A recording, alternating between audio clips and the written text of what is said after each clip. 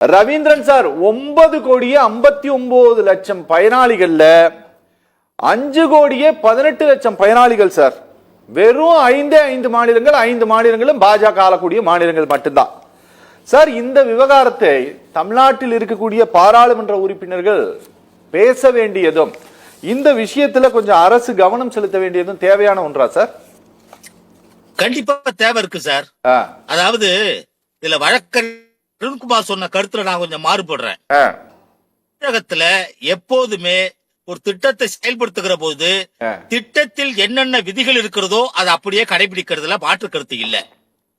2018ஆம் ஆண்டு திட்டத்தை அறிமுகப்படுத்தப்பட்ட போது அப்போதைய வேளாண் துறை செயலாளர் இருந்தவர் ககன்தீப் சிங் பேடி அவர்கள் 17 வகையான காரணிகள் கட்டங்கள்லாம் குறித்து 17 காரணிகள் காரணங்கள் எல்லாம் சரியாக இருக்கிறதா என்பதை ஆய்வு செய்த பிறகுதான் பயனாளிகள் தேர்வு செய்யப்பட்டார்கள். சரி, அந்த வகையில தான் 2018 திட்டம் செயல்படுத்தப்பட்டது. சரி, அதே திட்ட விதிகள் இன்றும் பின்பற்றப்பட்டிருக்கிறது.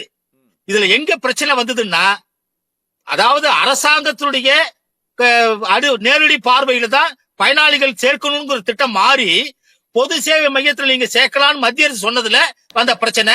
விழுப்புரம், கள்ளக்குறிச்சி, கடலூர் மாவட்டங்கள் தவறு நடந்தது, நீக்கியாச்சு.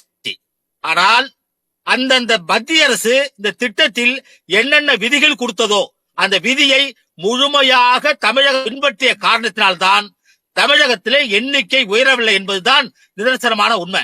திமுகவுக்கு ஆதரவா பேசல, உண்மை இதுதான். காரணம் என்னன்னா, தமிழ்நாட்டுல புள்ளிவிவர கணக்கு இருக்கு. நில உடைமையாளர்கள் கணக்கு கிட்டத்தட்ட 62% நில உடைமையாளர்கள். இதுல கோவில் நிலத்தை பயிர் செய்பவர்கள், குத்தகைக்கு பயிர் செய்பவர்கள், இவர்கள் எல்லாருமே கோவில் பேர்ல பயிர் பண்றவங்க 75%.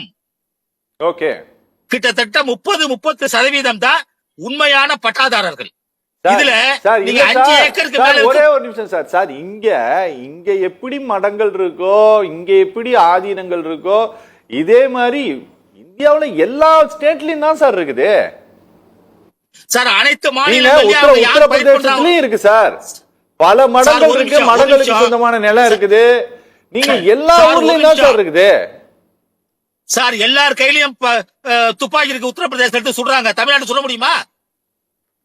சட்ட ஒழுங்கு எப்படி இருக்குன்னு பாருங்க, அதிகாரத்தை எப்படி பயன்படுத்துறாங்க பாருங்க. சரி, என் பேர்ல நிலம் இல்ல, கோவில் பேர்ல இருக்கு, நான் பயிர் வைக்கிறேன், என் பேர்ல கூட்டுறா, அங்க மிரட்டி வாங்குவான் சார். சாதாரண சின்ன விஷயம். ரயில்வேல ரிசர்வேஷன் கம்பார்ட்மெண்ட் நம்மால் ஏற மாட்டான். ஆனால் மறுநாள் சென்னையை தாண்டிட்டா டிக்கெட் இல்லாதவங்க கூட ரிசர்வேஷன் கம்பார்ட்மெண்ட்ல உட்காந்துருப்பான். சட்டம் மீறப்படுகிறது. இங்க சட்டம் கட்டுப்பாட்டுல இருக்கு. தமிழ்நாட்டுக்கு மற்ற மாநிலங்களுக்கு வித்தியாசம் அதுதான். அதாவது ஒரு திட்டத்தை செயல்படுத்துகிற போது என்னென்ன விதிகள் கடைபிடிக்கப்பட வேண்டுமோ, என்னென்ன காரணிகள் உட்படுத்தப்பட வேண்டுமோ அனைத்தும் சரியாக செயல்படுத்தப்பட்டிருக்கிற தமிழ்நாட்டுல. ஆனா அங்க அரசியல் காரணங்களுக்காக, வாக்கு வங்கி காரணங்களுக்காக மிரட்டப்பட்டு விவசாயிகளும் அங்க மிகப்பெரிய போராட்டம் நடத்தி எங்களுடைய பேருக்கு வருவாய் வேணும்னு அங்க மிகப்பெரிய அளவு நடத்திட்டு இருக்காங்க. அதான் உண்மை. தமிழ்நாடு விவசாயிகள் பயிர் செய்யக்கூடியவர்கள் எங்களும் பயனாளிகள், எங்களுக்கு இந்த திட்டத்தில் பயனளிக்கணும்னு போராட்டம் நடத்தியது யாரும் முன் வரல. அதுதான் பிரச்சனை.